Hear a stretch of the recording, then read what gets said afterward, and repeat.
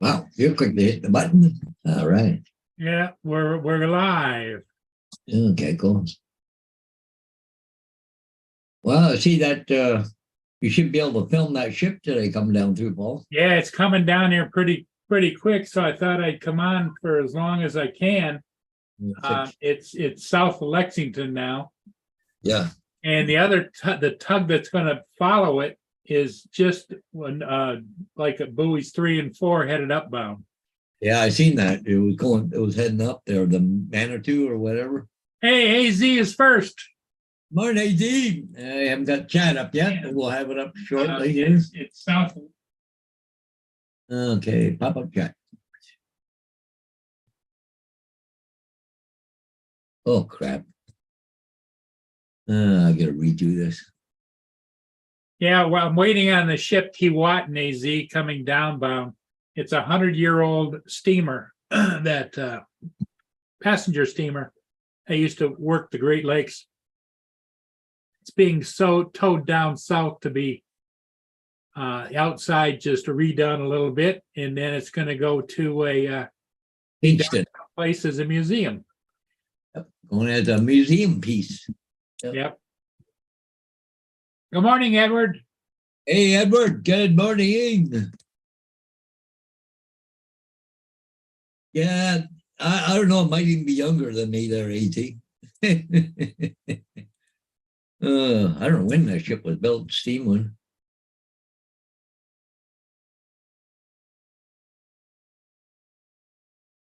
It's like me, retiring. Yeah. As a museum piece. Yeah. Oh, AZ said his Mavic 3 now works with goggles now. Oh, good. Well, see, the original Dobo had the Pro. He's had it for a little while, but apparently it's coming out. You can use it with that little handheld controller. Hey Paul, are you the in control of the channel? I can control what? Do you have any where you can add or whatever? I'm nothing. I'm just a regular Joe here. Yeah, right and now. I am too. I've got no controls over anything. All it says here is leave and doesn't even say I'm a co-host or anything. I don't even have leave on mine. Let me check. No, when I go to what it popped up as.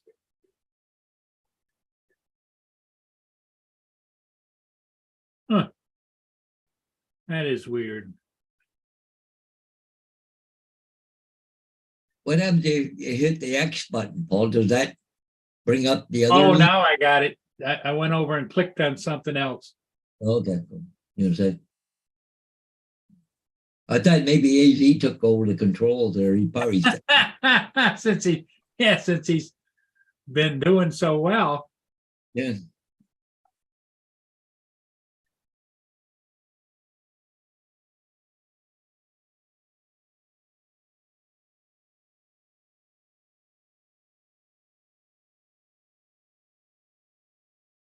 Okay. Yeah, you said fog advisory affecting London area. It wasn't bad going over, but then coming home, it started getting really foggy, right? So, but yeah. Hey, Justin. Good there, AZ.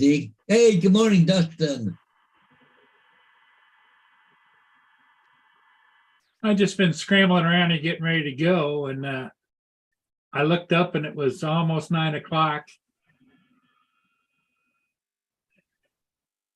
What's up, Dustin, David?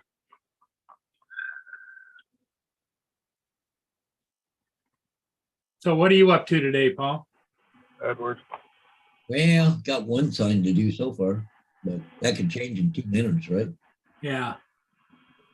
Because when I go, I don't know what time I'll be back, because when I go down there, I want to get down because there's going to be a lot of people along the water. Yeah.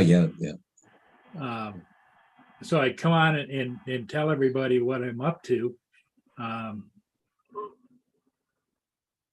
Yeah, that place will get crowded down there with that going through. It'll go crazy, yes.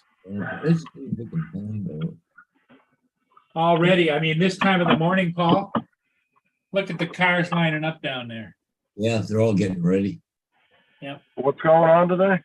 The 100 a century old Keewatin, a cruise liner in the Great Lakes, is being towed down have refurbished and redone, and then it's going to go to I think over by you, Paul. It's going to become a museum. Yeah, no, it's going to what it's doing. Going to Port Colborne to have some work done on it. Then it's going to be a museum where it said east of Toronto, almost halfway to Ottawa. okay. It was built in 1907. So there's a bunch of people lining up to see it. Oh, it's been the talk on YouTube all over. Oh yeah, yeah. And right now, let me see if I can show you where it is. What's up, John? Screen share.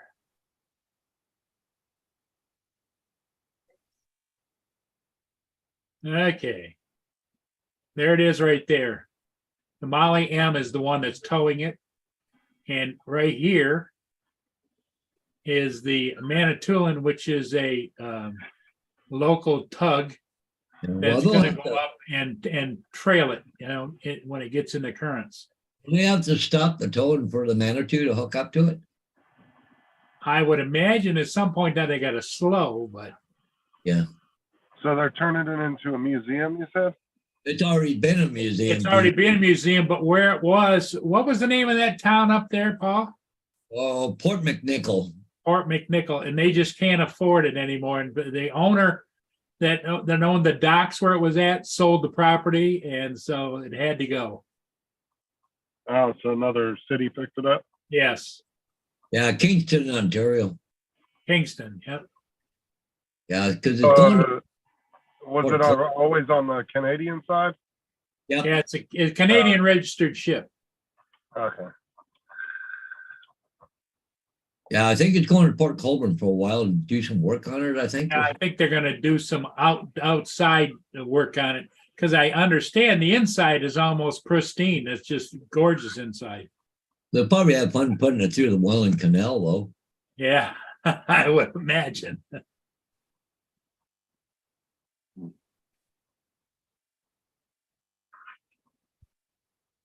So what, the city had to they own the boat or what? And I don't know the actual transferred, but it was I don't know whether it's a group that is in charge of it, Paul, that has gotten funding from Port Colborne, or I don't know.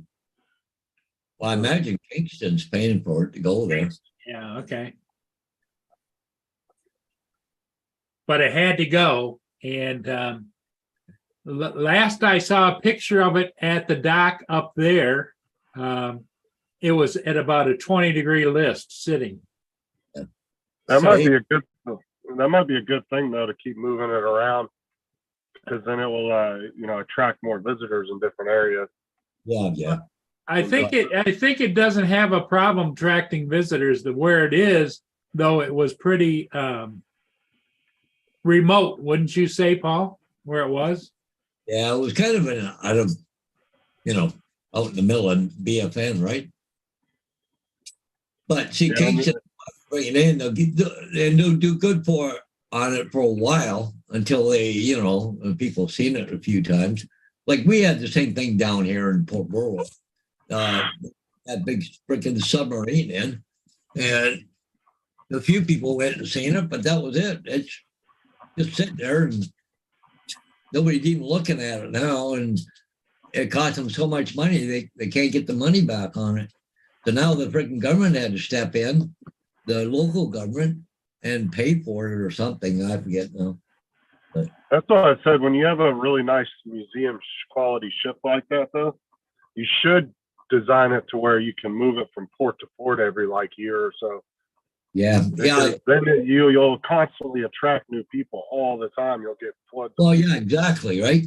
Well, what they should install on it, in my opinion, is when they're doing this, they should put a big ass generator on it so that where, like, will you say, Justin, if you move it, it's got its own power. Right, and then that's what I'm saying, and then every Because time otherwise, if you just moved it, Justin, you got to plug the son of a bitch in, because then you could take it down across the coast of the U.S. I mean, yeah, there's a lot of places you could take that thing and dock it, and it would attract a lot of new people. Probably never even heard of it, Right. For sure, when it gets to Kingston, a lot of advertising about it, right? To attract the people.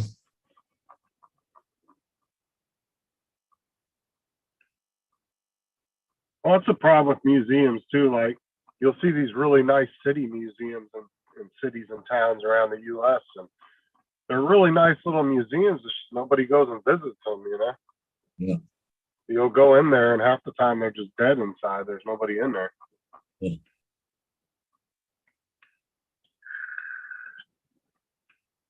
But it's been a museum piece already for 45 years, so. I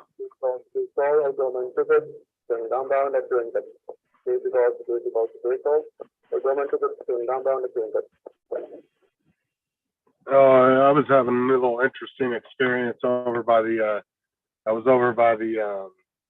fire department over here where I'm at, and they have a big radio tower, or I don't know if it's a cell tower, radio tower, whatever, behind their station, but their meter's right next to it. And I got up next to it and started scanning it, and I could start hearing their radios through my Bluetooth. Yeah. My glasses, I could hear their radio chatter through it. It was weird. It started getting this weird interference, and it started picking up the radio transmissions. I could actually hear the fire department talking on it. Yeah. What's up, Joe? There you go. There's some pictures of it. It's classified as a museum ship. Yeah. That'd make a nice place to live on. Buy that, have it dock someplace, throw some hydro on her, and you live on board that. Oh, it looks like a little mini Titanic. Yeah. Well, it's older. It's older than when the Titanic was built. In 1907. Yeah, the Titanic didn't even sail till 1912, I think. Yeah. It was one of its first made. I think that was its maiden voyage when it sank, right? I don't think it really did anything before that.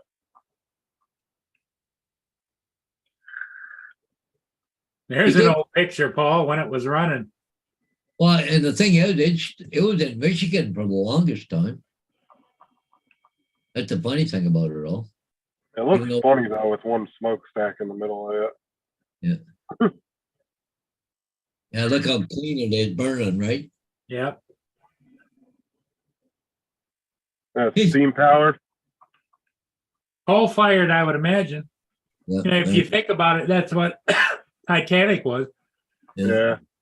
Coal fired boilers and steam.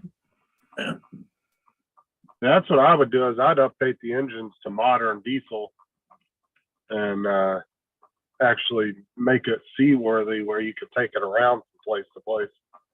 The funny thing is, if you could get that thing to go again, as small trips around places, they'd probably make a fortune with it. Oh yeah, that's what I'm saying. And technically, it's a ocean going vessel. So technically, if you wanted, if they wanted to make a lot of money, man, they could put that thing and take it all over the world. If they redid it correctly, put some more modern engines in it and different things like that. Just kind of stripped out the old components on the motor side. There's the SS South America. I remember, Paul, back in 1955 when it used to go by here. It was a little bit bigger. I think they scrapped that. I don't know where it went. It's crazy how you see such size difference of the older ships and these new cruise ships. Oh, yeah. These new ones just fucking tower over those things. They make them look so tiny.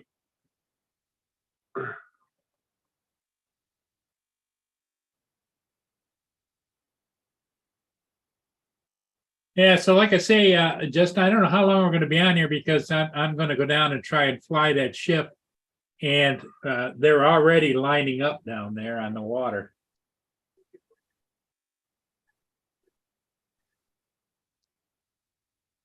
A lot of ship watchers around here. Is there not like any like parking spaces available down there, or are they filling up? Oh, they're filling up right as we speak. I was just looking at them. How long before it actually passes? What would you say, Paul? How long is it going to be? 3/4 an hour to an hour. Yeah. Yeah, just looking at it right now. Let me see. Let me refresh it. Yeah, Blue Water Beach between there and Lakeport. So it's North Lakeport. So yeah, you're close to about an hour because it's only doing what 6 knots right now. So 6 knots. Yep. and I think the follow me tug is just out at buoys 11 and 12. yeah, and they got to hook onto it. So I imagine they're going to have to slow down with that ship pretty soon for the Manitou to hook on because they're not I going would to think so. Yep. 6 knots. Just be careful down there, Paul, because you might not be the only drone in the sky. Yeah, that's the thing I was thinking. Oh yeah, there's going to be a lot of people flying.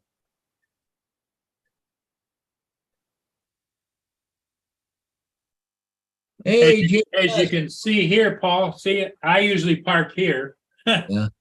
And Is there's there a way- already what I call the morning munchers. They've got plates to park and handicap, but they never get out of their car. Yeah.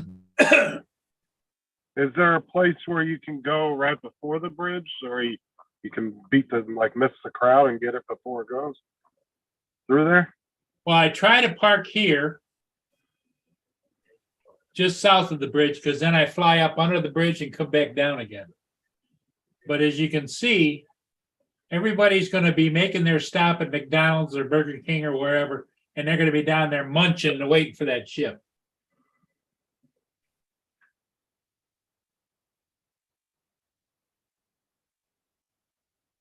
Yeah, not much parking down there, is there? Well, there's parking here, there.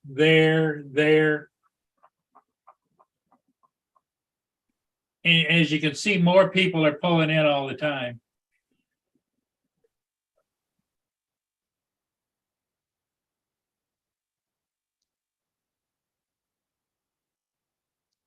They need to get rid of some of that grass and put some more parking spaces there. Exactly. Like, get rid of that other strip of grass with that Jeep. Well, see, here's the problem is Another row of parking. you got all the rich snobs living up here in condos, and they don't want that much traffic down behind their condos. Gives a crap. It's public property. Yeah, but it's small town politics, you know. You don't want traffic, go live somewhere else. Now, Paul, yeah. I lost my internet. You lost your internet. Oh, wow. I'm down, so that's why I'm not on. Okay. What do you think's the matter? I don't know. Just looking at my router and it's flashing. It's not connected, so. Okay. Oh, we lost Paul. I didn't even realize it. Yeah. Somebody snipped the wire. Yeah, I think so. I'm gonna try and reboot everything, see what happens. Yeah. Okay. All right. Okay. Bye-bye. Justin, are you going to be on for a while or are you busy? I mean, not super busy. Why? Well, I was going to make you the host while I buzz down there, but I don't know how long I'm going to be. So what you would have to do would be to just You're fine. You can make me host. I'll keep it going for a little bit. end it, at some point in time, if I don't make it back. That's fine. Okay.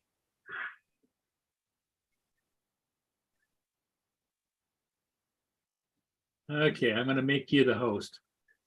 Just remember, just remember when I come back, or you should make me co-host, I think. So I'm going to make you host right now.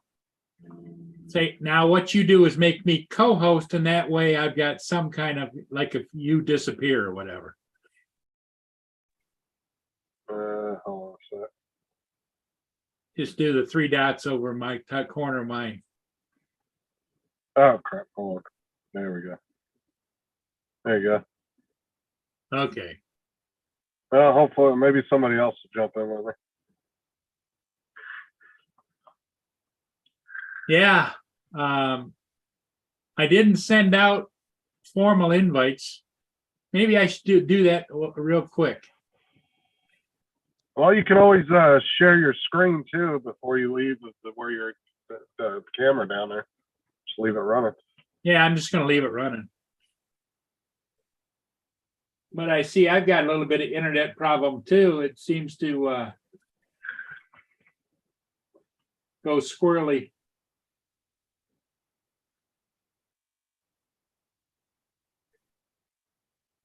See, I get the circle of death going. Oh no, I'm host JDS. You better watch yourself.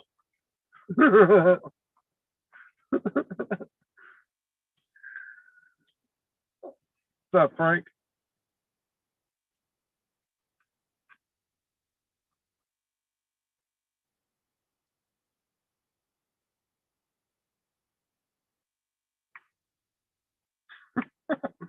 JDS is an idiot, I swear. Okay, let me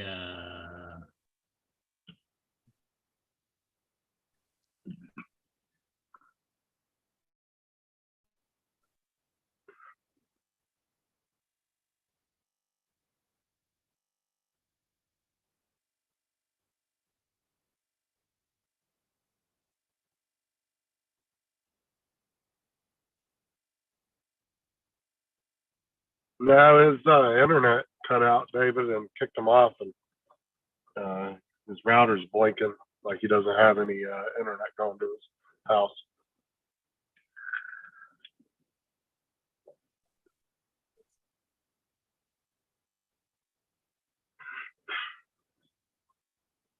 So he's trying to reboot everything now.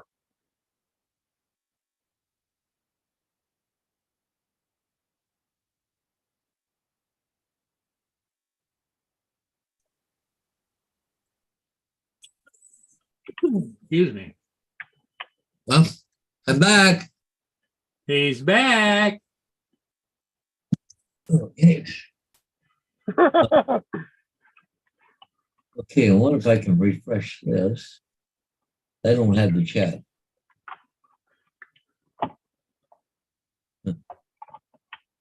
Yeah, go back. I don't know what happened. Just all of a sudden, boom, everything quit. I had nothing in the house at all. Well, okay, anyways, I'm back for a couple minutes, see what happens. I don't know, somebody come Later, JDS.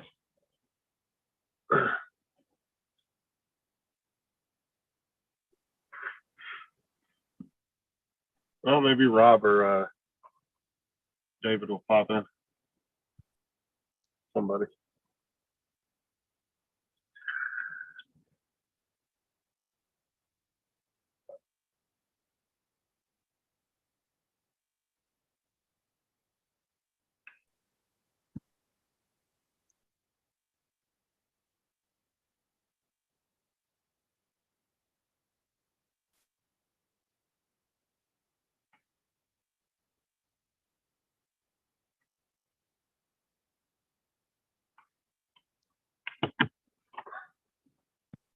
Hey, Paul, did you ever give that guy your channel name and everything that you returned the drone to?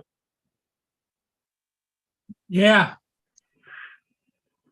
I did, and I haven't heard from him.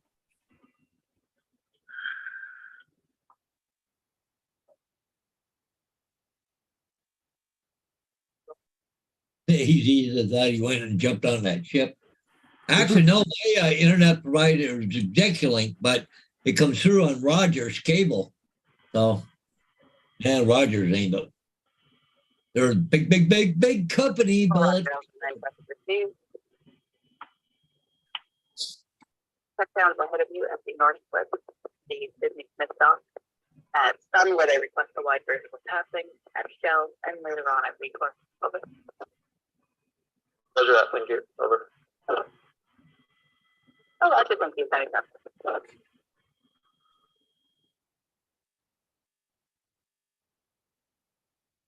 Okay, I think I'm going to head down. Hey, Paul, I made Justin the host, the hostess with the mostest. the hostess, and so if he has a problem, I can't make you co-host. I don't think. No, I can't. Huh. So what I would say, Justin, if you get a chance, make Paul co-host. Well, that's okay. I'm fine. Well, if he happens to lose it, it would default to somebody. Hey, Dave. Hey, It might have been Dave. Hey, Dave. Dave hey, did how you doing? How you guys doing? Dave did it. Yep. Yeah, I did it. Yeah, it was Dave's fault. Yep. All right. Well, what's it? Dustin's coming in. Hey, Dustin.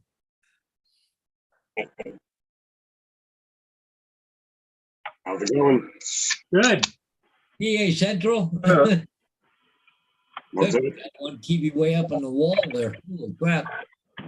Hey, I'll leave the screen going so you guys can watch the water, but I'm going to be heading out. Okay. That boat won't even be there for now. But Are you over at Lambo's house?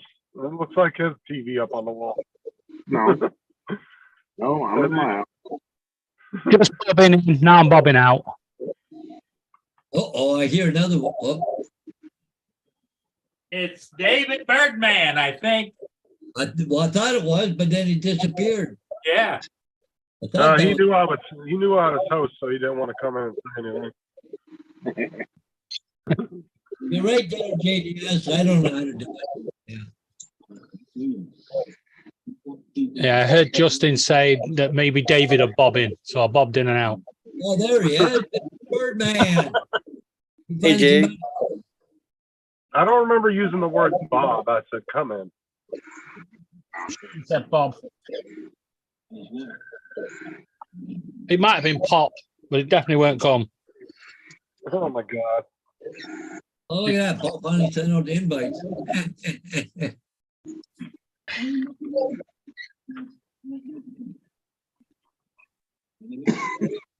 Look out, everybody. Hotel's got 20% off. Oh, they're pushing the drones again, trying to get people to buy them. Yeah, especially the I beach. noticed. It seems like they've been doing that every time somebody goes to do a release. Yeah. Like every time PGI releases the last couple times, they've done sales like that. Yeah. But they've dropped the prices way down. I'll tell you why they do that. Because, well, everybody's researching drones. And they realise they can't afford that Mavic. They see a discount with the other company and go with that instead. Oh, for sure. That's exactly why they're doing it. They're trying to Cash in. take some of the business from DJI.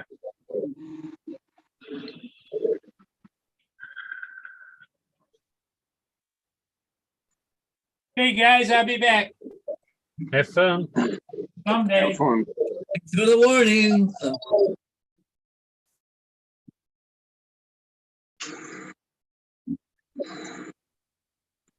Paul's worried about getting a parking spot, so that's why he's gone down, right? 'Cause it's gonna be a popular thing when people come down, so. Well, 19 bags of Laura's clothes went bye-bye. Yeah. Oh, 19 bags. Jeez. Better hope to God you didn't put something in there that you don't actually like. I got to the point yesterday when I was like, I really couldn't give a shit. I just started chucking everything in. She's gonna come home and find all her Lilo and Stitch stuff going. No, I wouldn't be that cruel. Yeah, she got glued. It'd be game over if I did that. You wouldn't have to wait for us to record the beat. You could see it from there.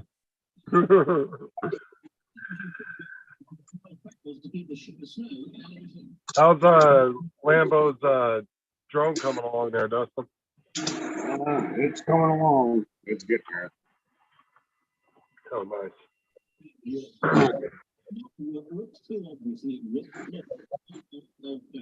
You got a lot left to do on it or not? Yeah. Yeah, I got a few more things coming. Did you get Tim's package yet? No, not yet. Who the hell wants Tim's package? Yes.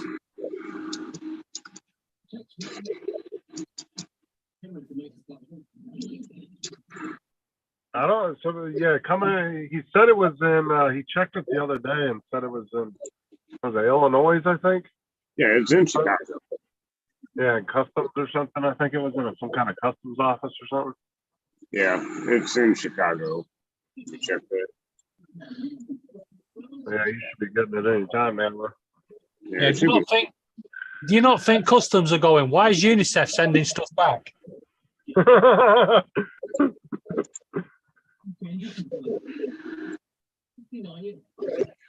It's still in Chicago.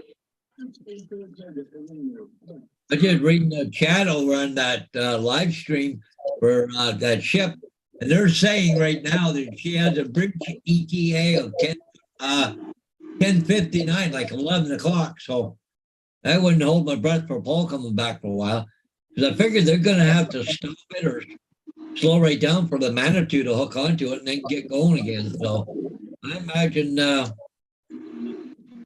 11 o'clock, isn't that like an hour and a half away? no, Yeah, Jeez. yeah. but If Paul, you had to go down there, park his car up, walk back, and I mean, I don't really blame Paul though, because there's been times where he went to go get a ship like that and he waited too long, and by the time he got there, it was already gone. So he's just being paranoid. He wants to get there before, make sure he doesn't miss it. I just hope he grabbed everything, man. I don't want him to be like 5 minutes from the ship being out and realize he don't have his fucking SD card or something. shit, forgot the drone. That's Yeah, the make sad sure he thing. gets That's happened to Paul twice, where he's left the drone sitting on the table at the house, drove all the way down there with an empty case.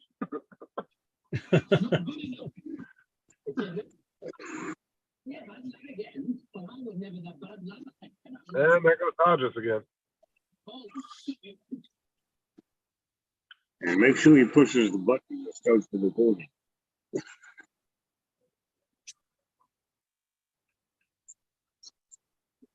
Yeah, no, I feel like one of us needs to be down there with a checklist for Murray when it's a one in a lifetime ship like this. Yeah. Got your SD card? Did you press record? Did you remove the lens cap cover? Yeah, somebody texted him. Did you remove the gimbal cover? Yeah, shit.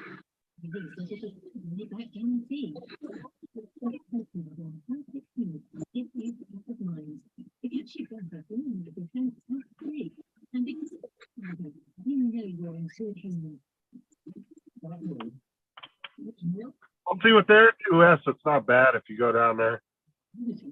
Forget your SD card because it's got the 8 gigs built in. That's enough to do a 10 to 20 minute video. Yeah. But I've done that with the Mini 2 where I've got like 10 miles from the house and realized I didn't have the SD card. Oh, you talking about I was pissed. Where the hell's everybody going?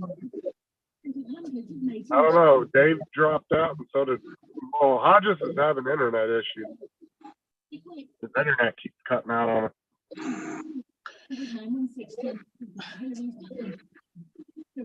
That Canada Bell internet. Yeah. Oh, just so everybody knows, Laura's asked me to let you all guys know in advance that this Sunday's her last stream. Yeah, I saw her community post yesterday about it. It's her last one for a while. Yep.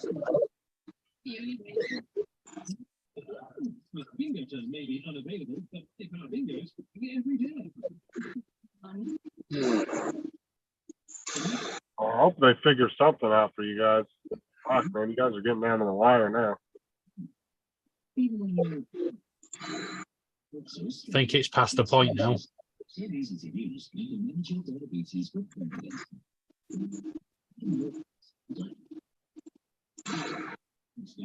But I've got loads of my mum's old jewellery here. I'm going to take down to the pawn shop. Oh, you got to pawn in your mom's jewelry?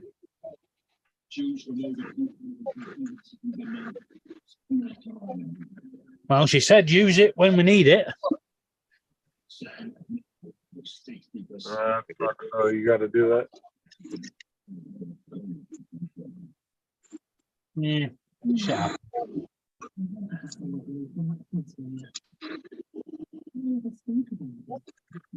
This is another thing that Laura annoys me. She collects everything. McDonald's sauce. Why do we need McDonald's sauce?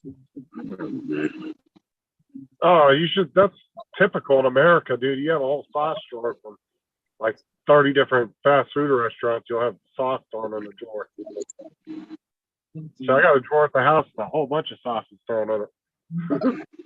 You can go in there and find shit from every damn fast food place in the area.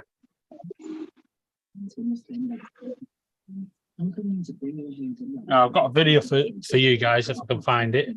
It was posted earlier. You'd be surprised how many times McDonald's ketchup packets have saved my ass. Realizing that we're out of ketchup at the house. Right. As you know, me and Laura are struggling for removal fees. So we're going to follow this guy's lead and we're going to use public transport.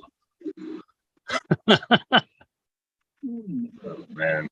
He's trying to get a bed on the bus. Oh my god. I can see you guys doing that too. Only in the UK. Strangely enough, many years ago, about 12 years ago, me and Laura at Warrington Banquet train station, and somebody was trying to get a sofa onto the train. We don't know how they got it into the train station, but they were trying to get it on the train.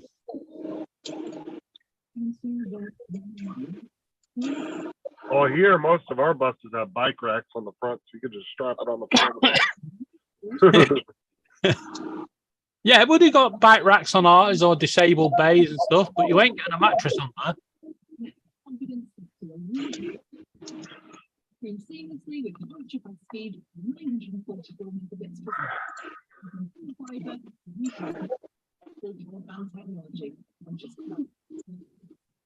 One for you here, Justin. Tsunami, the T is silent. Honest, the H is silent. Psychology, the P is silent. K, the knife, the K is silent. Wife, the husband is silent.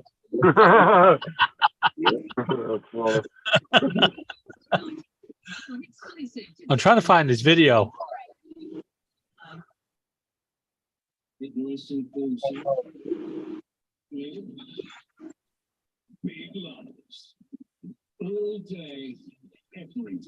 got a feeling somebody may have reported it.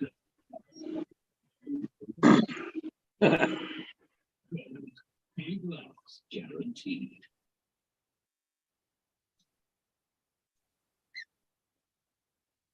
Well, I'm thinking.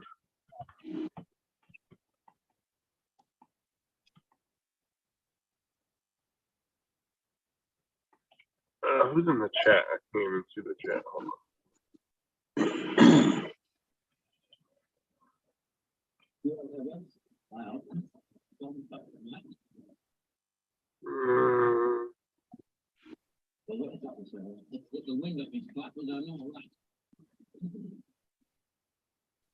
People be on the streets now, you know, free. Giving up the labor stuff. And you're away, that's good. Working long enough. Dustin, have you tried to use the old glue stick method? Yeah, that's my next thing I'm gonna try.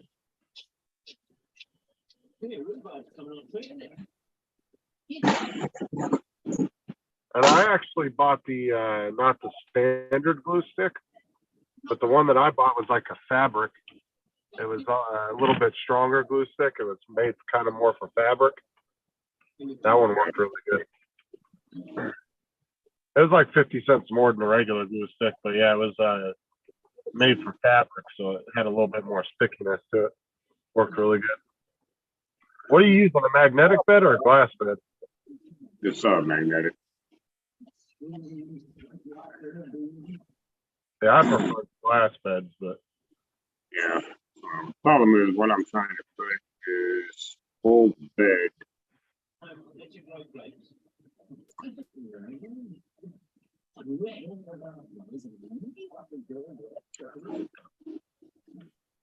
Okay. I'm back for a minute anyways. That's the second time it dropped out this morning.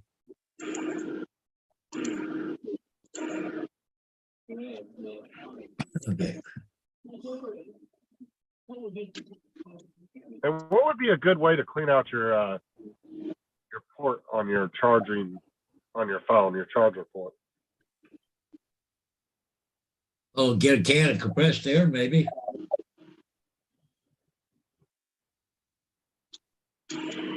Contact cleaner.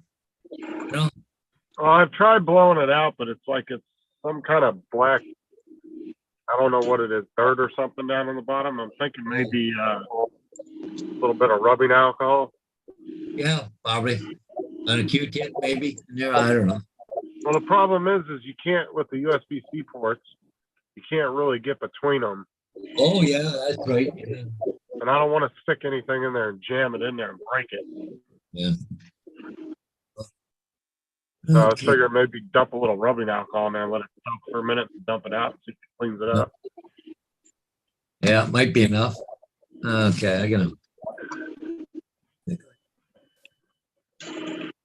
No, Curtis, I didn't see that. What was it over?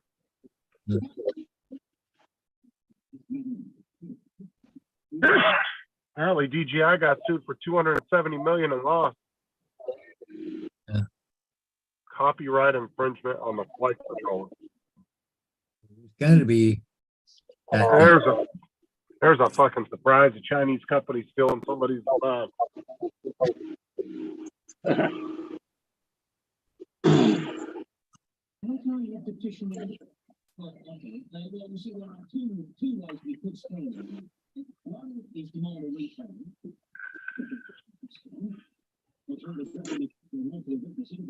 Now, what it was was that the third flight controller? What is it called, Dustin?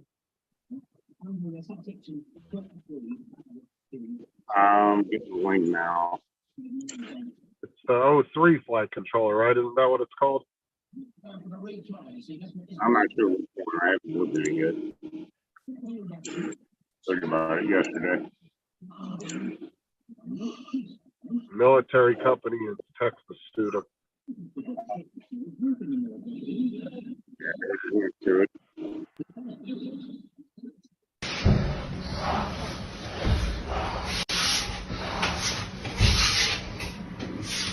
See anything you want?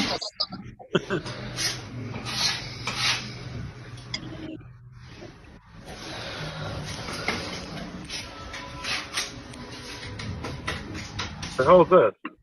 Wait till the end.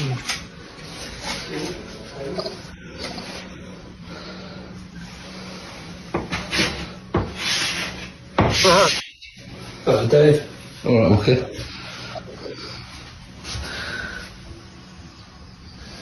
It's shocking, this is. I've seen some things in my time, but the state of this plastering, it's fucking... What the hell? You see all that, you think he's going to complain about all the stuff, and he's complaining about the plastering.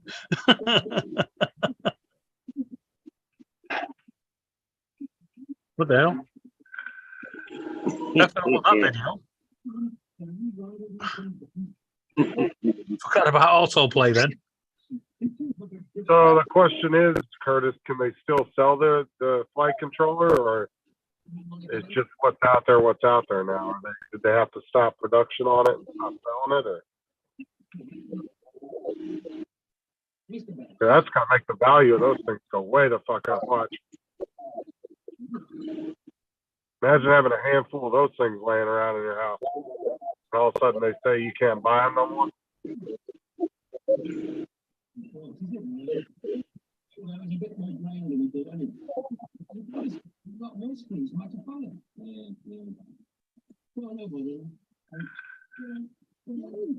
Because I think one of those right now is what, like $100, $150, like that. One of those. Justin, are you the co-host? The host? I'm the host. Yeah, you've got it in speaker view instead of gallery. Hold So on. Well, let me make you host so you can change it because I'm on my phone. There you go. Yeah, I just got the internet company. They're checking my modem right now. They're doing a online diagnostics. Because it dropped out twice on me this morning here. They said there's no problems down in this area, so.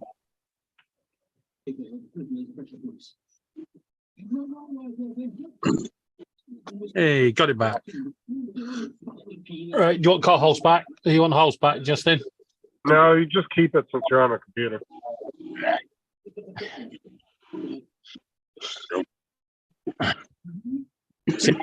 When I've got a host, I can be well behaved. I don't go throwing people out.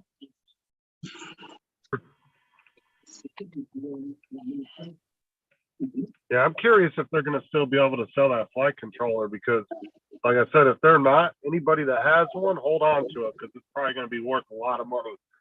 You're probably going to be able to get twice as much than you paid for it.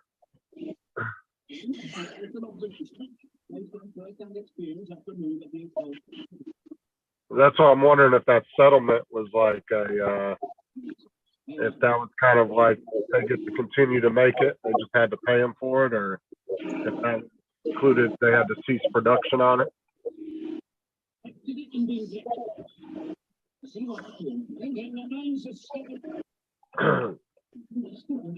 It's the flight controller, David, the new one. DJI lost a $270 million lawsuit from a Texas military company. Apparently, the DJI stole their design. And they lost their court case and had to pay the company $270 million.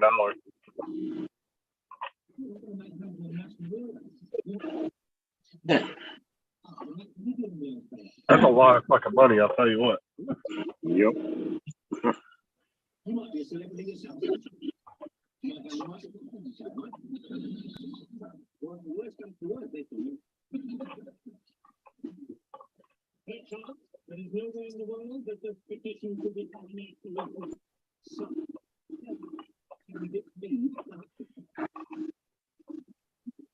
Yeah, to see Curtis.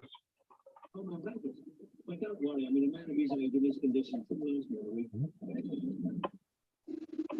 what they'll probably do is take it to, because I'm sure whatever, it was probably a Texas court, so it's probably going to go to the Texas Supreme Court.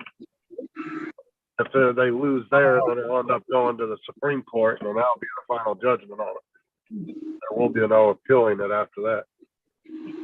I have a feeling it'll go up the ranks. Tell you what, there's been a lot of big lawsuits lately.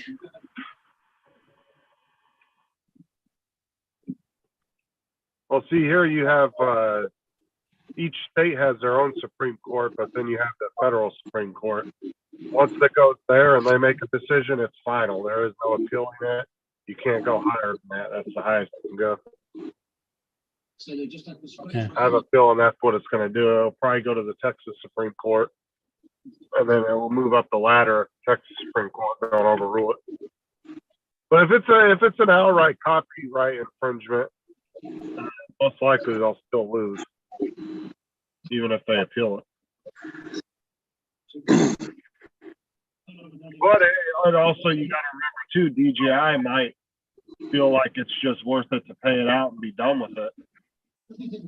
And keeping it in court too, because it might cost them, another $30 million to keep going in court.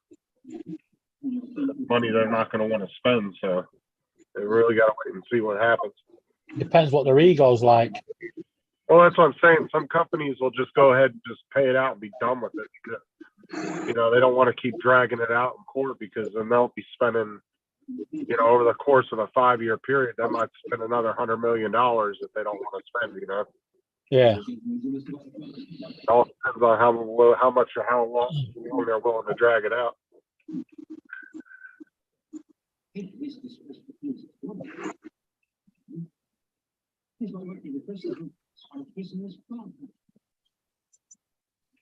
What do you think is going to happen with Fox News? I don't know. Really, they lost over $1 billion already in revenue since they fired. Do you think they're going to try and settle the rest of them out of court, or do you reckon they're going to let the courts decide? I have no idea. They'd be smart enough to settle. They'd be smarter to settle. And just be done with it and get it out of the way. But like you said, it depends on companies and how big their ego is, how long they want to drag it out for. So.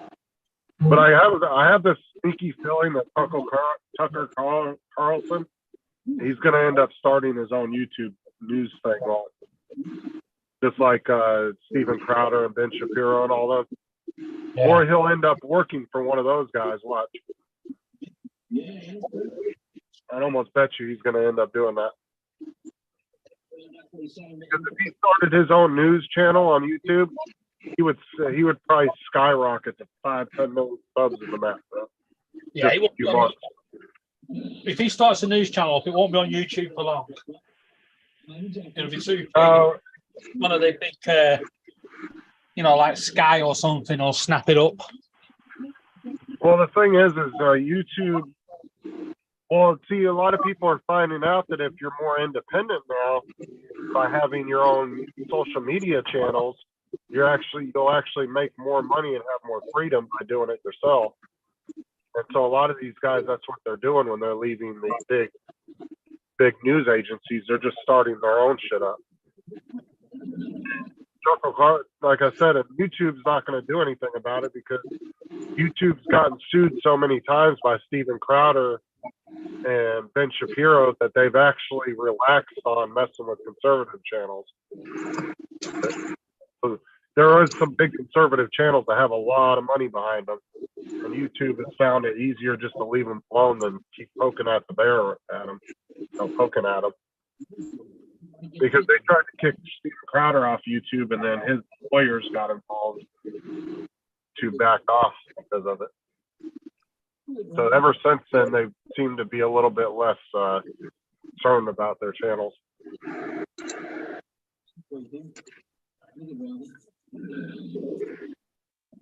Oh, I love this episode of Porridge. The guy's in jail for murdering his wife because his wife had an affair, and he's getting out, and they say to him, "You be careful because your wife's bit on the side may come after you." And he goes, "Nah, he won't come after me." And he goes, "Why not?" He goes, "Because I'm the one that killed him." But you also got to remember, David, there's also Rumble too, and that's where a lot of them are going to as well. I wouldn't be surprised if you don't start a channel on there. How big is that Rumble now? Is it getting any bigger? I don't know, because I don't get any traction on Rumble. I think I've gotten maybe, because I have over 100 videos on there now, and I think I've maybe got 4 or 5 followers on there. That's it. It doesn't really seem to be doesn't seem to have as much traction as they claim it does. And gaming's supposed to be pretty big on there, along with a news outlet, independent news channels too. But I don't see a big jump in anything on there.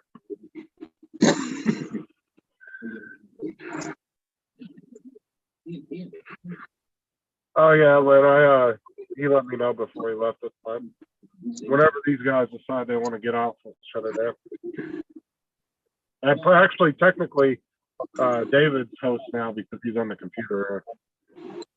Yeah, when everybody drops off, I'll give it the Paul. Yeah, when everybody drops off, I'll give it the Paul Murray goodbye and just shut it down. Well, you can do like Rob did that one day and just leave and shut the whole stream down. You remember when he did that? We didn't realize he was host, and he was like, "All right, everybody, later," and all of a sudden the stream just ended. Yeah, right the other week we was all talking, and Paul just shut it down and didn't tell anyone. And I was still talking to Justin, and everybody had gone. I know. I turned around to put something in my toolbox, turned back around 10 seconds later, was sitting there talking back to you, answering, and all of a sudden it was just really quiet. And I was like, what the hell? And I turn around and look at the computer screen, and it's all just shut down. I was still going through computer files going, yeah, I can't find it, Justin. I'm sure I've got it. I'm sure I've got it. Come back, and he's like, where the fuck did they all go? I think Paul, I don't know if he did that on purpose or if he accidentally hit a button, but I think normally he hovers over the end button and then does his goodbye, but forgets to. He doesn't realise there's a delay between what you're saying on Zoom and what goes out onto YouTube. Oh yeah, there's been plenty of times where Paul was like in the middle of saying his goodbye and would end it. He'd be like, "All right, everybody, we'll see you," and then it'd just be done.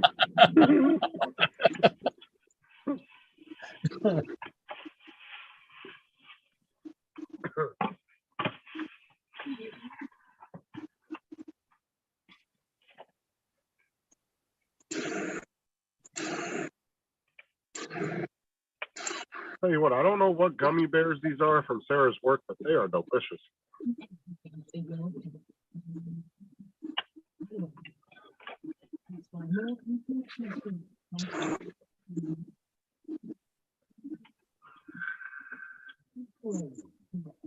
No, right before you left, it was freaking packed down there. I don't even think there was available parking space for it. That's why I said they need to get rid of those 2 strips of grass on the other side of the parking lot and put some more parking spaces there. Actually, the fact that Paul's down there more than anyone else on the planet, they should give him his own parking bay.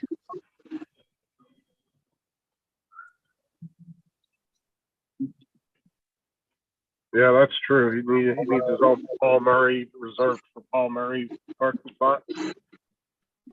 Exactly.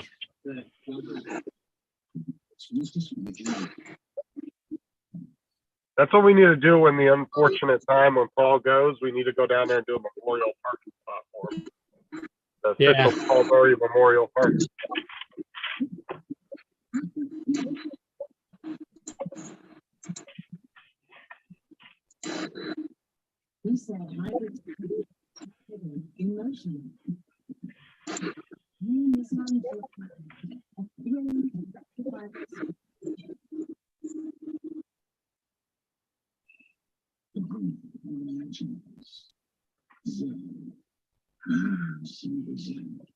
Yeah, that's why I like having all you guys on YouTube, because we have so much of each other on different live streams that if something happens, we got tons of stuff to go back and watch and remember somebody, you know. It's kind of cool. Yeah, well, when I go, you can all have a party. I don't want anybody to go. I could just see you all going, yeah, he was first, he went. That was Britain invented that. Oh, you know there'd be some laughs, but it'd all be in good taste. Yeah. But I don't want to see that. I hate anybody go there. No. Unfortunately, life is a bit...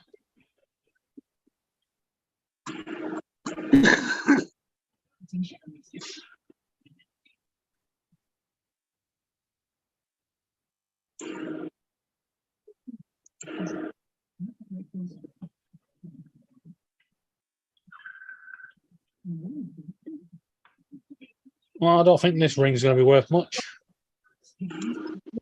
Just What's typical. the jewelry? What's the carat on it? If it's 24, it's gonna be worth Wow. This is my dad. It's 9 carat gold. the lower the carat, I think the more it's worth. Is it? Yeah, if I'm not mistaken, I could be wrong. I thought it was the other way. I I think thought 24 carats pure gold, isn't it? I want to say the lower the carat because the more pure it is, but I could be wrong. Let me see. Yeah, it's the other way round.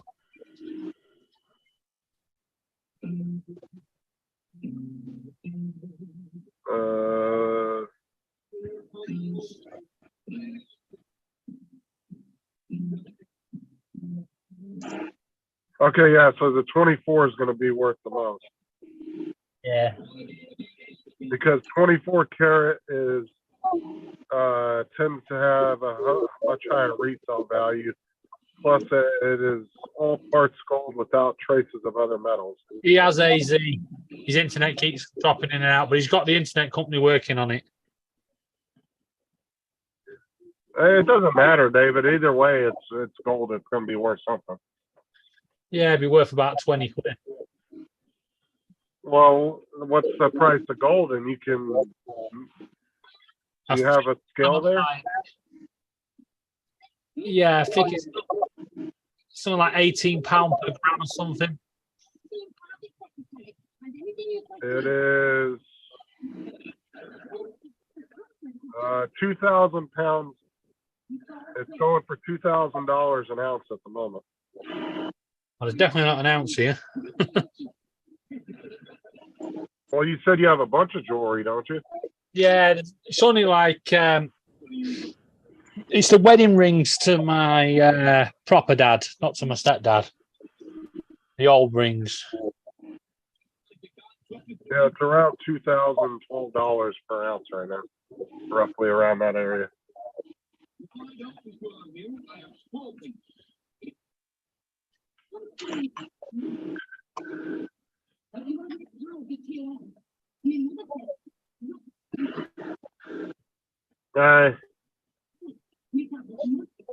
Bruno Mars.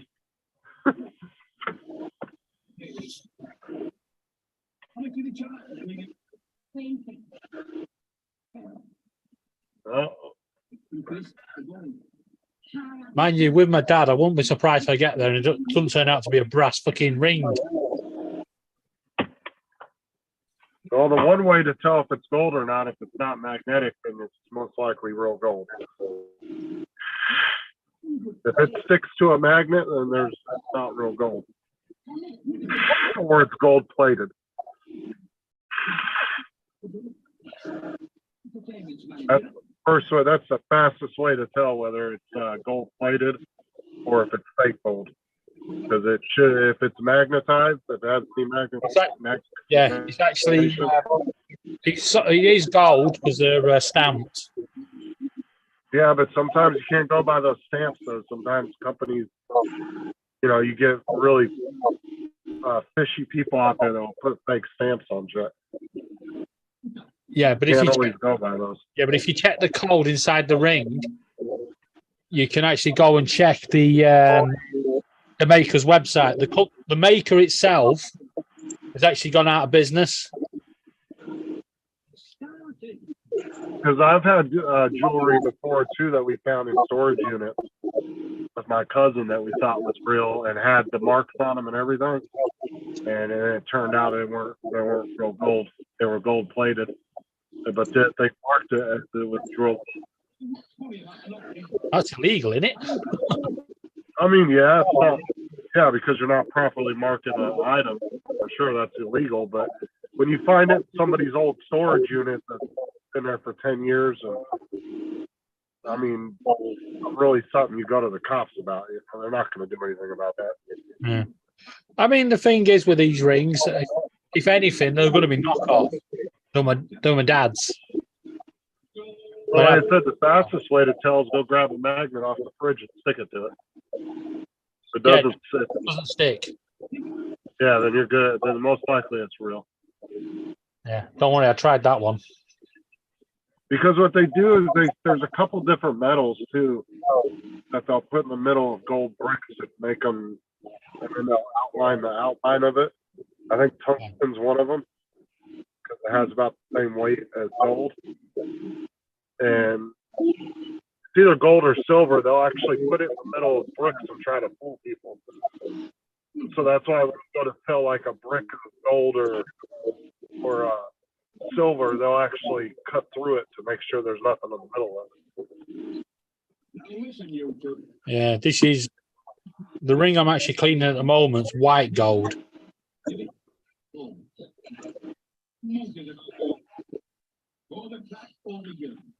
Personally, I think the actor from YouTube would turn stone dead. All I want you to do is get on the forum floor. There's one time we bought a unit for like a couple $100, David. Yeah. It was like a little closet size unit. It had a 1 ounce, 1 troy ounce coin in it. It was a $50 US gold piece, but it was worth like $1,400 or $1,500 at the time. But it'd be worth a lot more than that now. So that one gold piece though paid for the unit like 7 or 8 times over. Like everything else in there was junk, but there was one gold piece that was inside a drawer of a dresser that was in there. And it kind of makes you wonder too, because sometimes these people will lose their storage units and they're not always dead. You know, sometimes they will be somebody that died. They don't pay for it, obviously, and their unit gets sold. But sometimes you'll have people that will literally won't pay their storage fee, but then you'll go into the storage unit and they'll have shit in there that they could have sold in 2 seconds and paid for the storage unit for 6 months. Yeah. And it's like, why didn't you come back and go through your shit and get the necklace out of there that was worth $5,000 that was sitting in the drawer and go sell it and pay for it and pay for your unit for another 6 months or a year, you know? And then it makes you wonder why people don't do that. Yeah. But you have to let it go. Sometimes it's like, you know, they're ill or they forget or. Yeah, they have the acid, Edward. They put it on a little stone and they scratch it, or they scratch it on a little, kind of like a sharpening stone, and then they put the acid on it, and then it tells them. Don't do that anymore over here. They've got a little pen and they dab it onto the actual jewelry, and it'll come back and tell them exactly what gold it is and the purity. Yeah, they have those over here too, but some of the little mom and pop places still use the acid stuff. It depends. If they're buying it for scrap, they're going to use that. Most of them will use the acid method, but if they're buying it for resale, they'll do a little bit more, a less invasive way where they're not going to scratch it up, you know? I think these ones might probably go for resale because it's a very rare company and it was very, very big on the Hatton Gardens jewellery quarter in London. Have you gone on the line to just check to see how much that particular ring's worth? Because you might get more for it than their gold's worth if you check into it.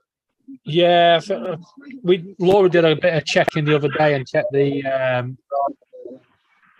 one of the second-hand sites, and what someone's trying to sell one of the rings for 300 quid.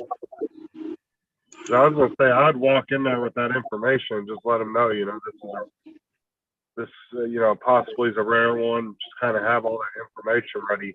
That way they don't try to fuck you over, you know. Yeah, it's all right. The two jewellery shops I'll go to are they actually know me very well, so.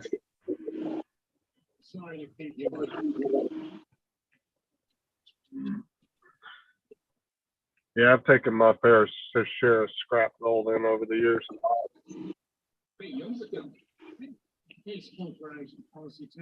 Well, see how they get you over here, David, too, is they'll sell you a gold necklace that's plated, right?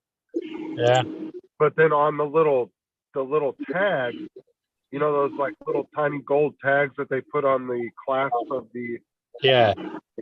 Those are 14 and 24 karat, and they'll put the stamp on that little clasp, and that's a way of them selling you a necklace, and you think the whole necklace is that, but it turns out just the little tag on the clasp is that.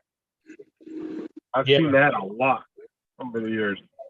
It turned out the necklace was just plated, but the little tab itself on the clasp was actually the only pure gold on the whole damn thing. And that's the way that there's legally that they're marking that one tag. They're not marking the whole necklace.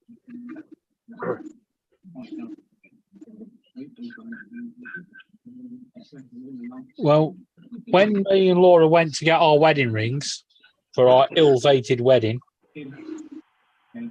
we had her engagement ring cleaned and valued. Now, her original engagement ring, she lost her temper at me and threw it into the sea. Oh, damn. So I was like, hell no, you're not getting another one. And we actually went to a pawn shop in Rill and found the ring that was similar, but it was only £26. And I said to her, you can have that, and eventually, when we get married, I'll upgrade the ring so they both fit together. Anyway, we went to the jewelers, and when she cleaned it, when I told him how much I paid for it, he says, "Do you want a job?"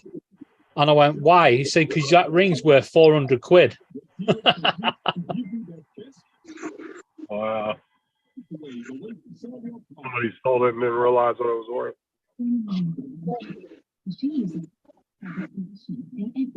That's why you got to be careful which shops you go to as well, because some of them don't got a fucking clue what they're talking about.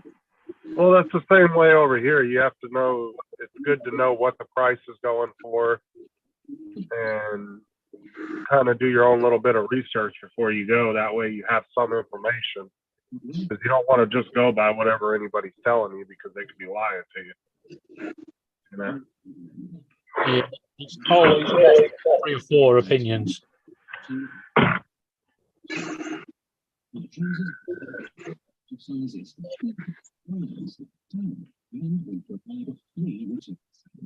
Order online at chums.co.uk and use the code CHUMSTV to get or calls on 0800 033 6000 Well, they're all clean. Sarah's grandma did the same thing with us. She gave us a bunch of jewelry before she passed away, like just, old beat up like gold necklaces and stuff she just collected over the years. Yeah. It was just like a bunch of broken junk jewelry. And she gave it to us and told us to use it if we ever needed it.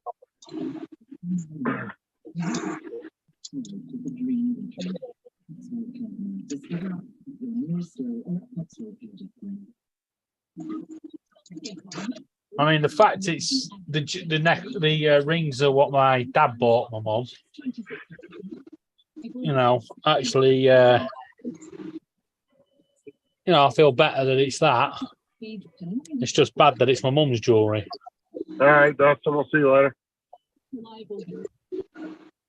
Catch you later, Justin.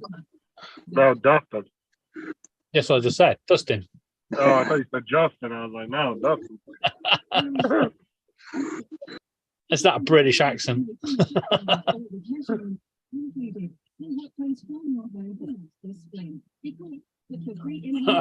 I should pin Paul's chair, shouldn't I? It's just Paul's chair talking. Are you listening to something in the background? Oh, I think the TV's keeps switching itself up. Every time I turn it down, it turns itself back up. It's a pain in the arse. I don't know. I thought that noise was coming from Dustin the whole time. Oops. I could hear a TV in the background playing. I thought that was Dustin. Yeah, amateur mistake. So y'all have any plan, like, or what you're gonna do? Are you going to a hotel or what? If the council don't step up quickly, then Laura's going to her mum's. The birds are going to a neighbour's or a friend, and I'm going out on the streets. You can't go get yourself a hotel for a week or so at least, just so you can. The problem is we've got to pay all this money out for storage. Oh, yeah, that's right. You know, it's like sleep on the streets for a couple of nights or whatever until I next get paid, or you pay for storage and go and. Fuck, man. Wish I could help you. You can if you've got a gun. Go and shoot my landlord. Now that was. I mean, you can bring them over here and tell them to break into my front door. Legally do it for you. Then tell them, just go up there and knock on that dude's door and tell him you want some money. Yeah, he does. Yeah. That guy over there, he's got your rent money, and apparently, yeah. That's why you tell him he's got 6 months of your rent money right inside that door there. Yeah. Walk up there and kick the door in. Yeah. Don't worry, the guy likes people with attitude.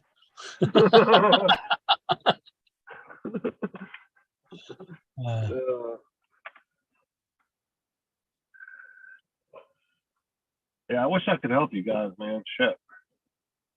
Yeah. I've been trying to win the lottery. I really have. It's just not working. You win the lottery. I wish I could win the lottery. Our lottery's got so bloody ridiculous now. You can't even get the smallest amount. Well, you guys had that big old scandal with yours over there too, though. Which one's that? You're talking about, didn't you guys have some big scandal over there with your lottery like a year ago or something?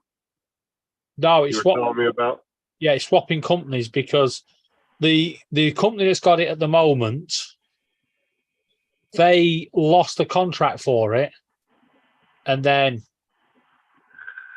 appealed against it and won the rights to get it back in the courts, saying that the government made a mistake. But this time the government was like, sure that you ain't getting it back.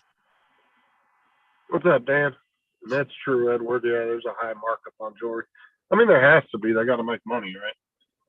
Yeah, like I said, you can get a couple of quid for it. Well, ever since they've been able to make artificial diamonds now too, like diamonds just really aren't worth anything anymore.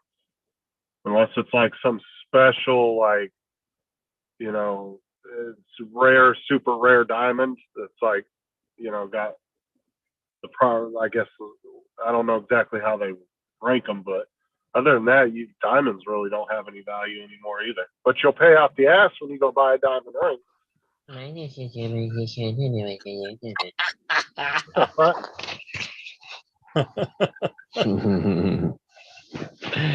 What's up, bro? What you doing? Oh, I'm sitting here contemplating when I'm going to go out and work on the bike. Oh, you're working on your bike? Oh, yeah, you did that video with the brake pads the other day. Is that the same one? Oh, yeah. No, that thing's getting a complete overhaul, bro. Trust me. I'm going to have like 4 45-minute videos that are going to be posted. You're going to see the entire teardown and repiece together of the bike and all the problems. Just going to speed it up. I'm just going to do a complete bike restoration. I'm already like halfway through it. I'm just waiting on parts and plastics now. You're getting the little stuff. Those are the moneymaker videos. Those are the ones click on and be like, oh, I need to change my brake pads. Those are the ones that get 70,000 views from people that own them still. Yeah, they're the best videos out there to do. Right.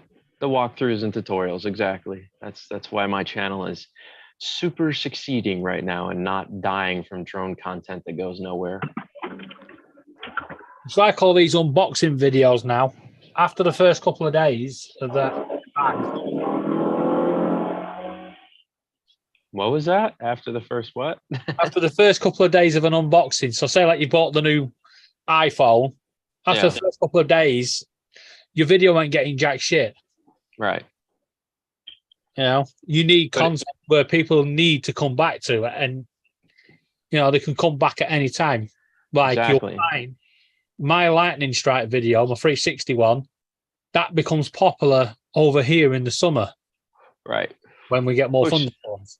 Which is what happens with all my motorcycle content. I see a huge spike in all my numbers when the riding season starts, right? Because everybody's out there trying to figure out how to fix their bike, get it road ready, get it, back on the road after the season of winter. Like, this is when I get my huge payouts at the end of the month from Google. This is when I notice all my videos really spike and my subscribers start just skyrocketing at that point. So whereas drone content, I dropped a video 5 years ago flying over water, like, it's still sitting at 122 views. Like, those videos don't go anywhere. The only person you're catering to with drone content is your friends.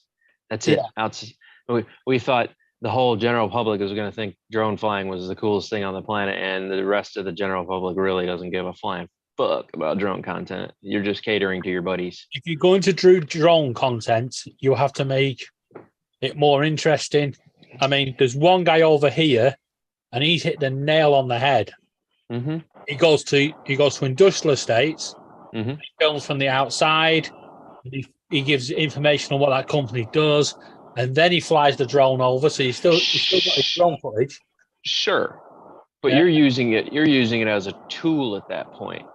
Exactly. Right. It's just not the center focal point of the video. right. Exactly. And that's what my motorcycle stuff does. I ride motorcycles to locations, talk about the location, then I fly.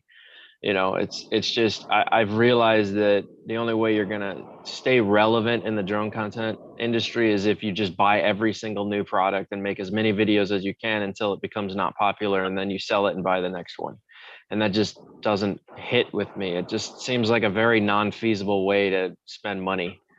Like, your payout is so minimal. I make a free video of how to fix my bike, and it makes $70 at the end of the month. I didn't get paid shit for the investment I made in my drone. You know what I mean? It's like I bought $10 brake pads and put them on, and I made $70, and that's $70 a month from that one video. It's like, it's just not the same world. It's just not. So yeah, David, my drone days are limited to hobby, and that's it. That's where we're at with this. I could care less who watches that stuff and who doesn't now. Yeah, I think everyone's started to realise. I mean, Paul's got a unique market with the ships. Right, but even his is not focal pointed around the drone. It's around the ships. And he'll get a couple thousand views on one ship video because there's a lot of people out there. It's like the guys that like to watch trains, Yeah, but there's a difference between a couple thousand views and getting 100,000 views for putting brake pads on a bike, and that's every year you're going to get 100,000 views on that one video. You know what I mean? There's big difference between tutorial videos and watch entertainment videos. Talking about them train videos, there was a guy today, and he says, today I'm making the pointless journey, and I'm going from Kirby train station to Kirby train station. Now, Kirby train station is quite unique. It's got a barrier. The same line just stops. It's got a barrier. Then the line continues because there's two different train companies. You have to get off one, cross over the line to get on the other one. And he got to the station thinking, this is going to be my pointless train journey. I'm just going to be able to cross that line and get on the other train. It turned out he couldn't. They made him get a bus to another train station. He ended up going a massive loop all the way back out. It cost him 40 quid. Jeez. I mean, he could have just walked back out the train station and walked around. Of course. That's But what I then would have again, done.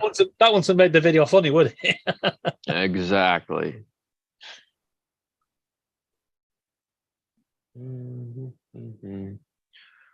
Let's see here. Paul's stream's not popping up. I guess I gotta find him, huh? Hey,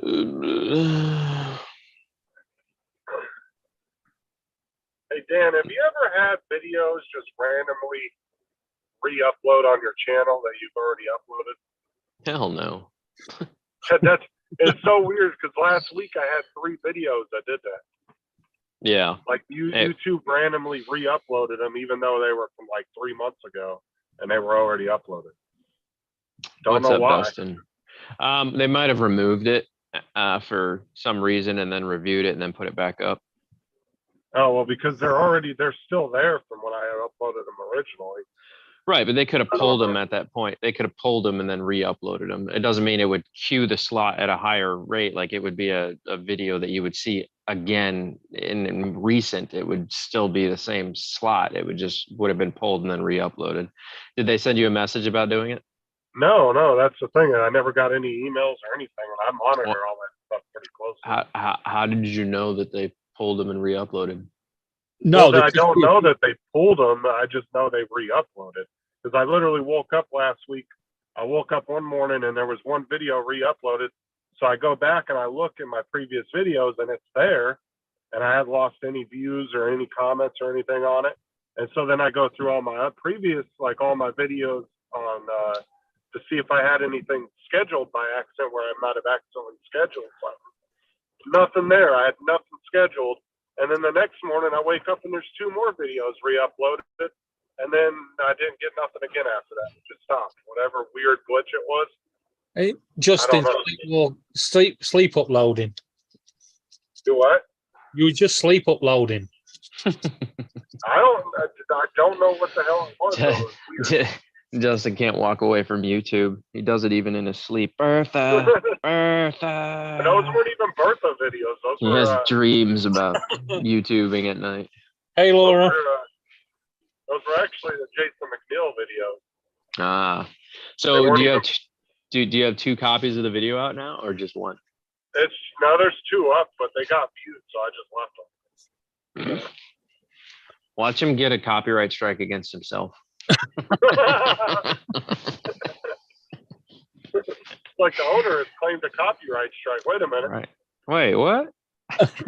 Have you guys? I can't ask that. Never mind. Because there's 3 videos, he's going to get YouTube are going to say, that's your 1 strike, that's your 2 strike, that's your 3rd strike, goodbye. Yeah, right. Yeah, we've had enough of you and Bertha. Toodaloo, dude. Dang, that'd be yeah.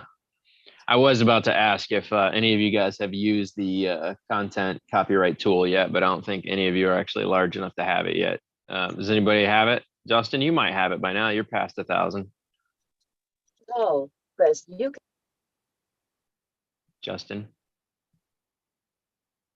Justin just turned into a girl. I was thinking. Maybe there's a policewoman. Step out of the car, sir. Step out of the car, please. Or he became Bertha. Yeah. Spread your butt cheeks. All right, so what is that you asked about the copyright tool? What did he say? I said, what was that you asked about the copyright tool? Yeah, yeah, okay. I don't know if your channel's large enough yet. Do you have the copyright tool available to you?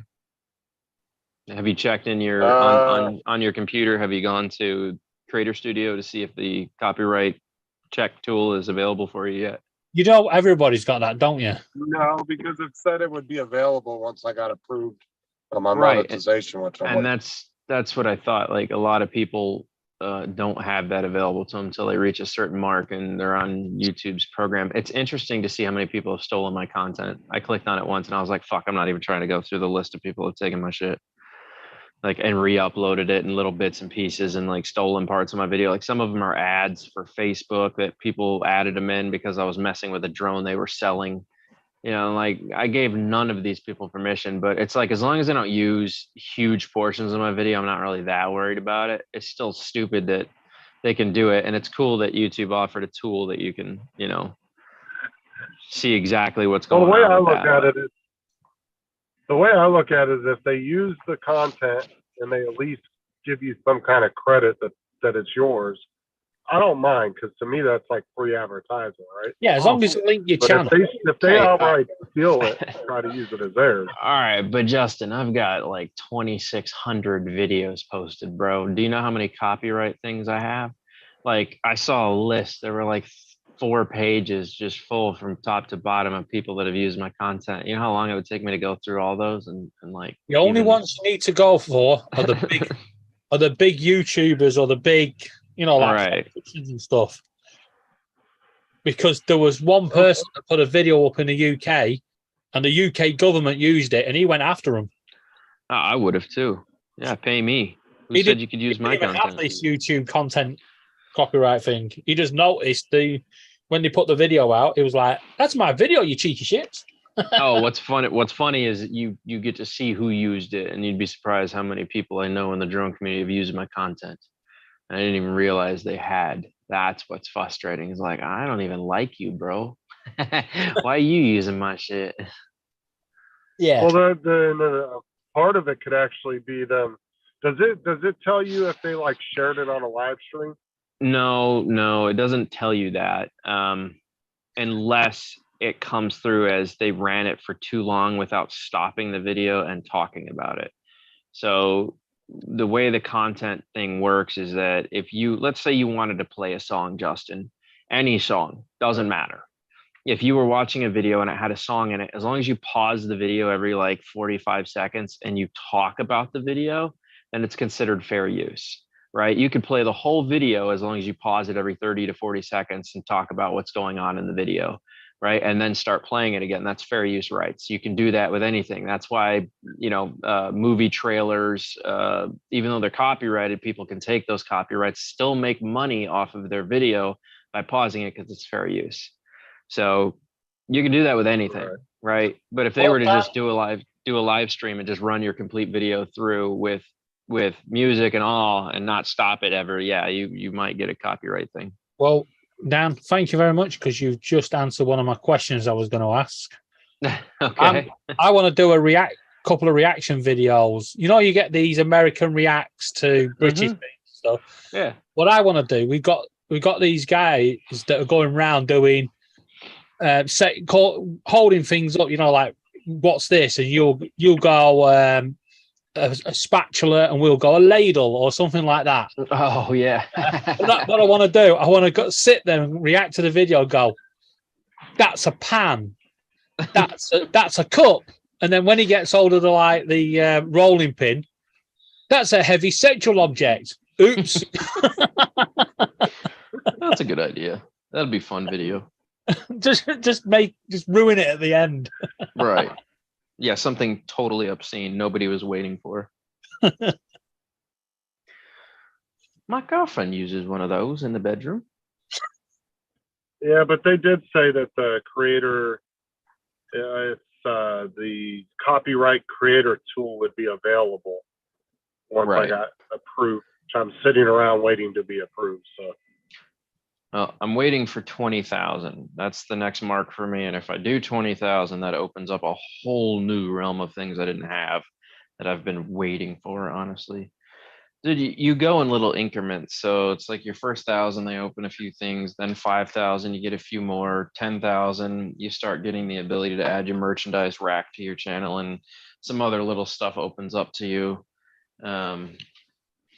And from there it just goes, and then your next major mark is from 10 to 20, and then 20,000 allows you to have a appointed YouTube person that will help you with your channel from YouTube or Google. I think you're in trouble. Ooh. Justin Thomas What? Strictly. Oh shit! I got his chat. middle name. Name. Thomas. Yeah, this has actually mentioned your middle name in capital letters. Thomas. 2 angry faces. Yeah. I think you're in the doghouse. I think you just made the doghouse. Did you buy her a vacuum for her birthday? No. Hey, you wanted something to keep us warm. Well, here's an iron. Call me on my work phone. Yeah, dude, she's in it to win it right now. Justin Thomas Strictly. Angry face. I like how Laura came out of nowhere. Ooh, no, Justin's in trouble. You always count on Laura. Oh man.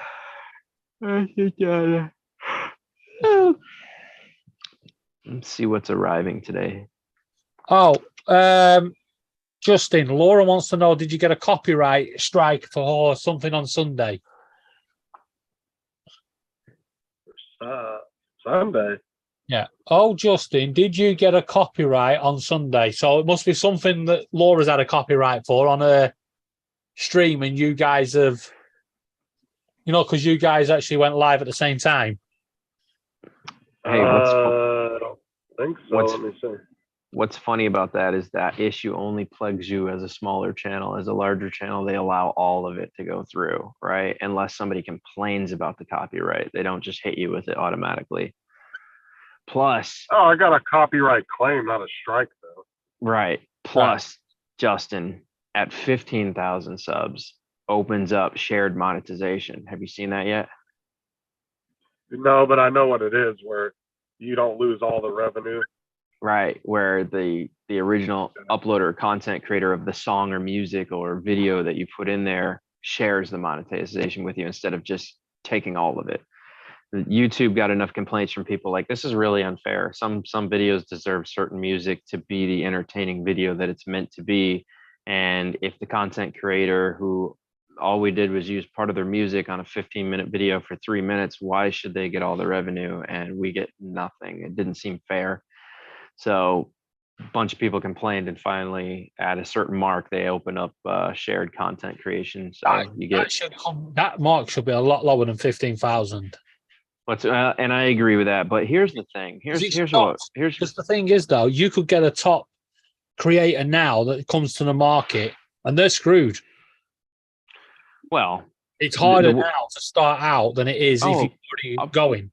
Of course it is, because you're competing with everybody who heard that you can make YouTube on money on YouTube. So now you're creating, you're going against all these other people. Before it was just kind of a free for all. It was like the wild, wild west on here. It was awesome. That's when YouTube was fun. When it was the wild, wild, you could say and do whatever you wanted to, and there were no repercussions. And then, what's his face? Jake Paul, not Jake. Was it Jake? No, it's who's the other one? Logan. Logan fucked it up for everybody, right? By showing that dead body. That was the first adpocalypse that we went through, was the dead body thing in Japan. And then he did some apology tour. And then immediately after that, screwed it up again, which was the second adpocalypse. And then ad people basically went, listen, YouTube, you need to control your content creators. We can't have this type of stuff happen, right? And so from there, all the rules and regulations got a lot more strict for us. So you can thank Logan Paul for all the BS that we're dealing with today. And he doesn't even care now because he's like, I don't give a fuck. YouTube isn't even my main source of money at this point. La, la, la, la. He went on to TikTok and blase squaze. So Logan Paul ruined YouTube for everybody.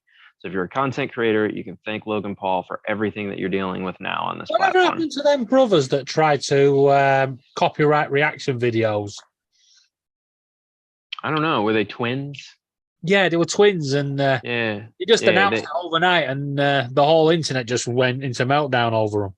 Yeah, so they actually ended up changing their platform over to another one, and now they're wearing cowboy hats and supporting Donald Trump and selling Donald Trump merchandise. It's really interesting. It's interesting how the mighty fall. Hold on. Yeah. I was on the phone. You said something about Logan Paul, and I didn't catch that. I said Logan Paul is the reason why YouTube is this bad today. He's the one that created the first two adpocalypses for YouTube. If Logan Paul had never shown the dead body, and then I forgot what the second thing was he did, but he was the reason for both adpocalypses that YouTube went through. He's the reason that all the rules of engagement are in place now. Oh, was it the dead body thing when he was up in the Japanese forest? Yeah, Japanese forest. Yeah, this suicide forest. If he had never done that, YouTube would have still been awesome for everybody. But he screwed it up and then went on an apology tour. And then like 2 years later, he did, I can't remember what the second thing was. He did something else, said something about somebody, and it totally blew up in his face. And then he apologized for that once again, because everybody's so forgiving these days. Apparently you can just do whatever you want. The reality is Logan Paul should have been kicked off YouTube at that point. They should not have allowed him to create content anymore based off of showing a dead body on his YouTube channel, right? Intentionally showing a dead body on his YouTube channel. But no, it's cool. Hey, we're YouTube, we're Google. You're going to make us a bunch of money, so we're going to let you stay here. If I had done that, I wouldn't have a channel anymore. If anyone else had done that, we wouldn't have a YouTube channel anymore. But because Logan Paul was such a celebrity, they just let it go. They were like, oh, well, go on an apology tour and everything will be okay and people will forgive you over time. You know? Oh, for It's just sure. If like Mr. Beast or Cutie Pie was to do something like yeah, that, they could- any one of those guys could do something like that and they would still be allowed to create content. But if any one of us did it, anybody under, you know, let's say 1 million subs tried that, you wouldn't have a channel anymore, bro. You know? Oh, for sure. So Logan Paul is the reason YouTube is this bad today. So everybody that's like, I love Logan Paul. As a YouTuber, I'm like, bro, you have no idea the history. I've been here so long that I know the whole history of how everything laid out with this dude. Like, I have no respect for this man, him or his brother. I really They can't. come off as such douchebags. I don't know why people like them so much. Well, because think about how kids are these days. They're all douchey. You know what I'm saying? Like young kids are just little D-bags, bro. When was the last time you actually met like a little civil kid, like in his teens, that wasn't like mouthy and just, you know, wanted all the smoke all the time? It's like, and then when they get the smoke, they don't know how to deal with it. They're like, oh God, life is so horrible. You know, it's like, that's what they do. They talk a big game and then somebody punches them in the mouth and then they realize reality hits really hard and then they cry about it. Bro, I drank out of garden hoses, dude. I wasn't inside playing video games. I was outside being destructive.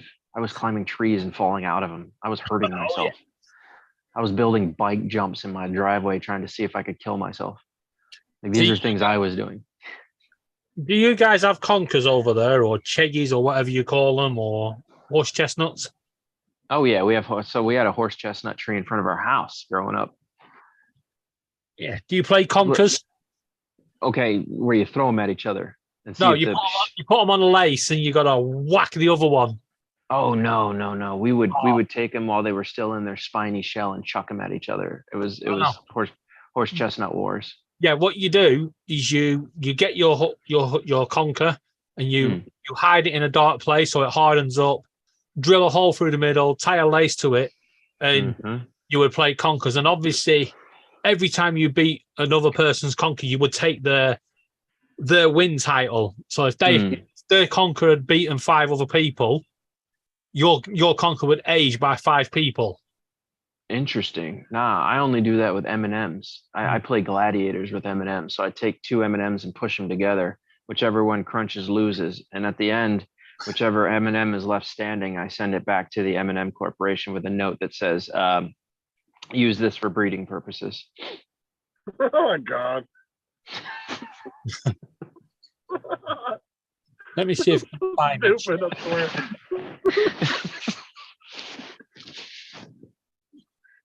Oh my God.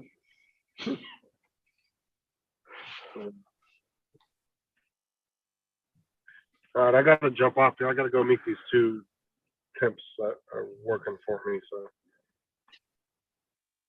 So. Okay. See y'all later.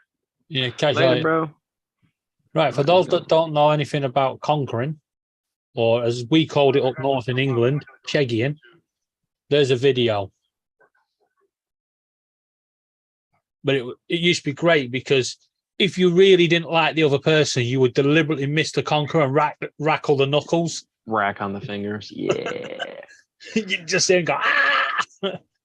Yeah, dude, those things hurt when they hard. But as a kid, we always used to want to get the big ones right at the top of the tree. So we'd throw anything up the Knock tree, them or down. or we'd climb the tree.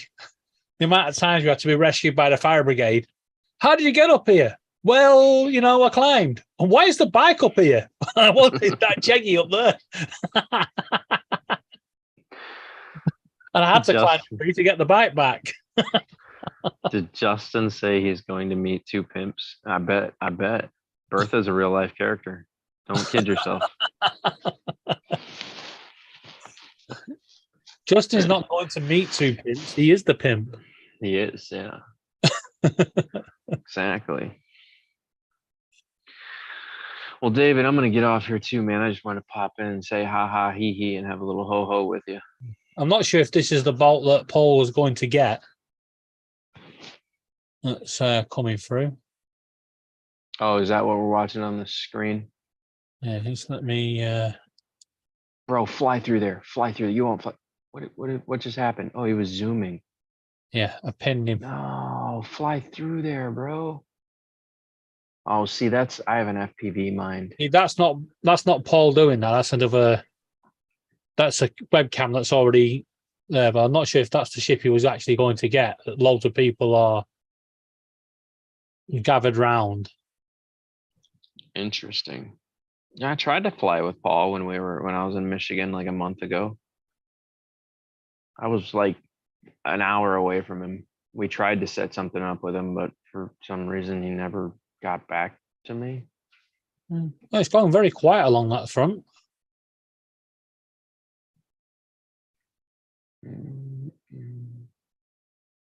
Hey, Corey. Who just popped in? Mano? Yeah, Corey Mano. Corey Mano. The Mano of Tell you what, Corey's. whoever's on that bloody camera, you'd want to slap him. All that zooming in and out. But he got this big ship coming along that everybody's interested in. And he's zooming in on the bridge struts. Interesting. I don't know. I don't really get wowed by this because we have the port of Tampa right here. So we just have tons of boats always in and out of our harbor. Big, massive ship liners. This is kind of like old to me. Like these ships, the one you're seeing right now is so small compared to the ones we have over here. Yeah, I think Paul, Paul sees them all the time, but right. There's people across America that just love the way that Paul flies around both sides of the ship and shows everything. It's found a niche market and, it's working for him. Yeah. I don't know. I don't get it. I would fly that thing totally different. I'd be zooming around the tower I'd be on board that ship, bro, with my FPV drone. I'd be flying down the corridors and saying hi to everybody. It'd be so different because I do proximity flying, right? And FPV. Yeah. So my version of this would be very different. I'd be diving that tower. Go through them gaps there around that tower. Yeah. Oh, I'd be right up on the window waving at the conductor. I'd be like, "What's up, bro?" Point it straight into the boat and dive down and then come out one of the channels. Yeah, bro, I'd give somebody a totally different view of what that boat looks like proximity. Yeah.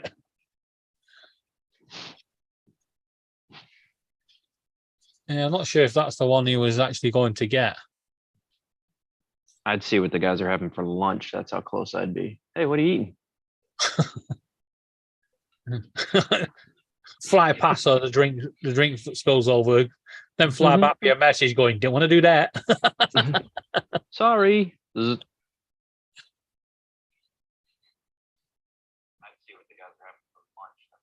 this gonna pause? Oh, it did pause. Okay.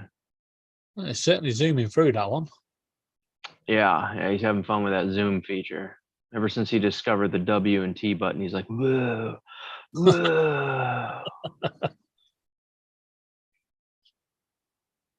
Let's get a look at the wake coming off the back of the boat. Pillar. Yeah. Oh man, Everybody great visuals. Yeah. Everyone wants to see a lamppost with bird shit on it.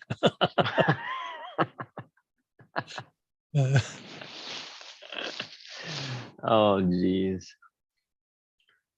See, there's nothing to zoom in on when it comes to wake. The dolphins chase our big boats here, so all you see is dolphins behind that thing. Oh, another pillar. It's a poo pillar.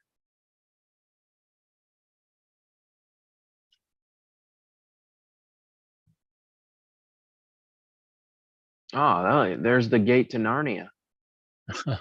One Vision said he'd love to be on the Google ride. All right, man. I'm out. Have fun. All right, catch you later. Later, bro. Well, guys, like Paul would say, I'm going to call it, and I'll catch you all later. And Paul will be back on much later, no doubt, showing his big ship that he's going to fly. So, guys, thanks you all for joining, and I will catch you all later.